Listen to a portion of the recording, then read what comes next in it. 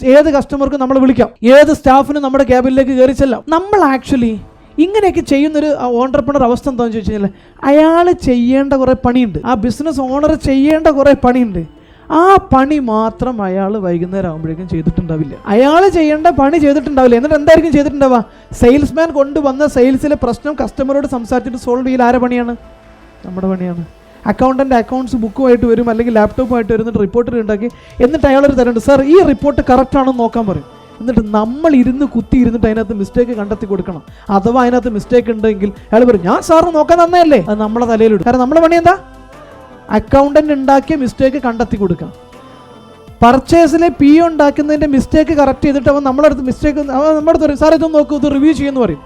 കാരണം നമുക്കൊരു തോന്നലുണ്ട്, നമ്മൾ റിവ്യൂ ചെയ്താലേ എല്ലാം നടക്കും. നമ്മൾ റിവ്യൂ ചെയ്തില്ലെങ്കിൽ ഒന്നും നടക്കത്തില്ലെന്ന് തോന്നലുള്ളത് കൊണ്ട് തന്നെ അവൻ എന്ത് ചെയ്യും? അവൻ്റെ പകുതി പണിയെടുക്കും. അവൻ്റെ അതിനകത്ത് മിസ്റ്റേക്ക് ഉണ്ടാവാതിരിക്കാനുള്ള ഒരു എഫേർട്ടും അവൻ എടുക്കത്തില്ല. അവൻ ഈസി ആയിട്ട് ചെയ്യും. എന്നിട്ട് നമ്മളെ കൊണ്ടുതരും. നമ്മൾ റിവ്യൂ ചെയ്യണം. അഥവാ നമ്മൾ റിവ്യൂ ചെയ്ത് നമ്മൾ ഫുൾ ഡീറ്റെയിൽ റിവ്യൂ ചെയ്തതിൽ മിസ്റ്റേക്ക് വന്നാൽ ആരും ഉത്തരവാദിത്തം? നമ്മളെത്തരത്തവൻ പറയും, സാറിന് ഞാൻ കാണിച്ചെന്നില്ല, സാറെന്തേ പറഞ്ഞില്ല. അത് അവൻ്റെ അക്കൗണ്ടൻറ്റിൻ്റെ പണി നമ്മളെടുത്ത് കൊടുക്കണം, സെയിൽസ്മാൻ്റെ പണി നമ്മളെടുത്ത് കൊടുക്കണം, പർച്ചേസുകാരൻ്റെ പണി നമ്മളെടുത്ത് കൊടുക്കണം. അങ്ങനെ അവിടെയുള്ള ആളുകളുടെ മുഴുവൻ പണിയും എടുത്തു കൊടുക്കണം. എന്നിട്ട് ഏറ്റവും അവസാനം പോകുന്ന ആരാണ്? നമ്മളാണ്.